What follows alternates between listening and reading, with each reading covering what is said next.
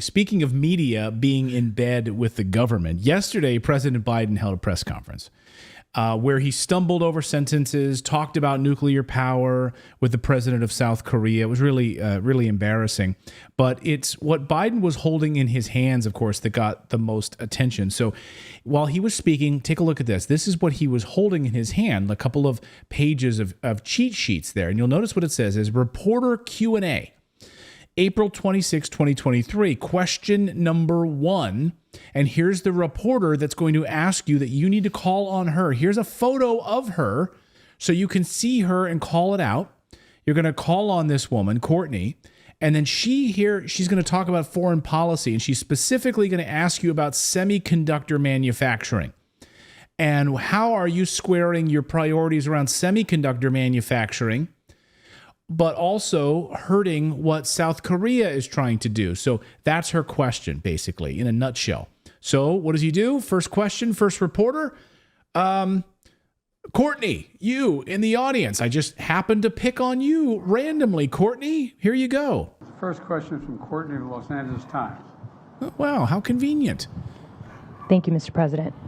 Your top economic priority has been to build up U.S. domestic manufacturing in competition with China.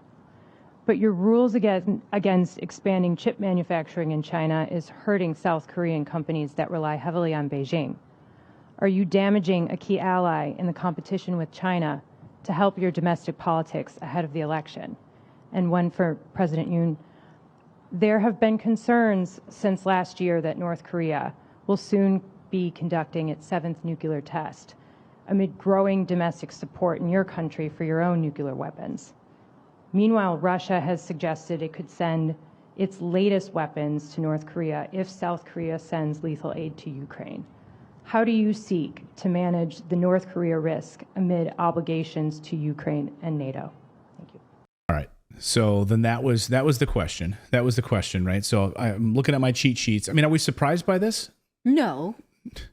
I mean, so this is how in bed the press is, the corporate press is with the White House, is with the federal government. Like, give us your pre-approved questions, and then we may call on you. And when we do, we need to know what your questions will be. No, you don't sit down with Tim Russert at Meet the Press and he gives you a list of questions ahead of time. That's literally taught in journalism school 101. You don't do that. Is that you don't give your questions in advance. It could be like the dumbest, movie presser, and you should not do that. It's just sort of anti-journalistic. So it also makes me question like who wrote the questions and who gave them to who. Yeah. Yeah. And I mean? Like, was it like totally? Because here's the thing, like you're going to ask a question that's going to, if it's a tough question, you're not going to get picked on. They're going to go through the cards. Like, what's your question? Oh, here's your question. And by the way, if you get up there and then don't ask the question that you already pre-approved and gave to the White House press corps, you're never going to get a question to the president ever again. You'll be blackballed, right? Like that African reporter that keeps trying to get called on in the back room, and Jean-Pierre never calls on him. And he's like, look, it's been a year. I'm just asking a question about, something specific, and you won't answer it. So if you don't have these pre-approved questions, then you're not going to get called on. So here's how President Biden responded. Like, oh, I just so happened to have the answer ready to go on that very question. My desire to increase U.S. manufacturing and jobs in America is not about China. I'm not concerned about China. Remember, America invented semiconductor. We invented it. We used to have 40% of the market. And we decided that what we're going to do over the past, I don't know how many decades, we decided that it was going to be cheaper to export jobs and import product. So he has his prepackaged answer. He knows the questions. The press is complicit in all of this. And so listen to how CNN spun this, tries to spin this sort of collusion between the press and the White House, that it's Republicans who are seizing on this to play up his old age. This is how CNN reporter plays this up, that it's Republicans are seizing on this to play up the fact that he's demented. He's not mentally there. Really? Republicans are seizing on this? Watch this.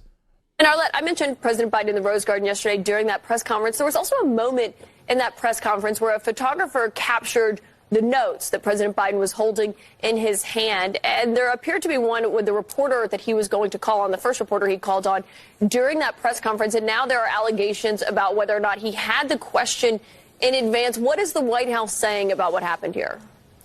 Well, Caitlin, it's not uncommon for the White House to prepare these types of briefing materials for the president, but it's the level of specificity that is in the spotlight in this moment. As you noted, that note card included the name and photo of a reporter and also a possible question. Now, it's worth noting that her question was not identical to what was on that note card, and her outlet says that they did not submit any questions to the White House ahead of this press conference. But we have seen the president in the past carrying around these note cards with details about the events, where he needs to go, the people that he's meeting with. Now, these types of moments are things that Republicans have seized on, especially as they have tried to highlight President Biden's age. Yesterday, President Biden said that he took a hard look at his own age when deciding to run in 2024. He ultimately decided to move forward with that reelection, and he has said it will be up to the voters to decide whether he deserves a second term. So it's Republicans' fault. But then was it their fault for taking the piss out of President Trump and asking if he needed mental evaluations or physical evaluations, or whether or not the evaluations he got from his doctor were legit or doctored? Well, I mean, this is what CNN did. CNN did a whole multiple segments on this about the cognitive ability of President Trump to run again and the physical. Yeah. Go ahead, Philip. You can't have it both ways. I think they also tipped their hand as to which direction of flow that the question came from, because they said our producers did not provide them with any questions. What they didn't say was they didn't provide us with the question, and that's why she didn't get it exact, was because it was given to us, not the other way around. Oh, yeah. Yeah, good point. So we're not surprised about this, but I love the spin from CNN. They're all complicit in this as well. So they get called on, those few reporters in that press room get called on because they play the game. They're not asking tough questions like what we just saw in that Jose Vega segment. Can you imagine like actually asking tough questions of the president? To be fair, there was one tough question that did come out of that press conference, which had to do about how basically no one wants you to run for president, Mr. President. Why are you running for president, Mr. President? To which he's like, I'm good. I'm gonna run. I'm good because people want it. It's like, no, you just don't understand the question. The polling shows that no one wants you to run for president. Like, why? Anyway. Yes, they do. Yeah, yes, they do. I see my own polling. I looked in the mirror and I saw my own poll, and I know what I'm good at. I'm good at that. It really, even that level of performance seems agony for him to muster up. It's crazy. And you know that this is the best he's got. You know, he's really putting his best foot forward, and it is shaky. But the former Trump physician says he absolutely should be taking a cognitive test. Like if he's going to run, we should have it was the same stuff that they were asking of President Trump. Take an IQ test, a cognitive test. Take a cognitive test and let us know like how you're doing. Yeah. Let us know. Thank you so much for watching this segment here at Redacted. We are live every day at 4 p.m. Eastern time, trying to share the stories that the mainstream media will not cover. You should also come over and join our community of Redacted Rebels over at redacted.inc. That's our private locals community where we can share exclusive content that we simply cannot share here on YouTube. Come over and join the rebellion together right now by going to redacted.inc. We'll see you next time.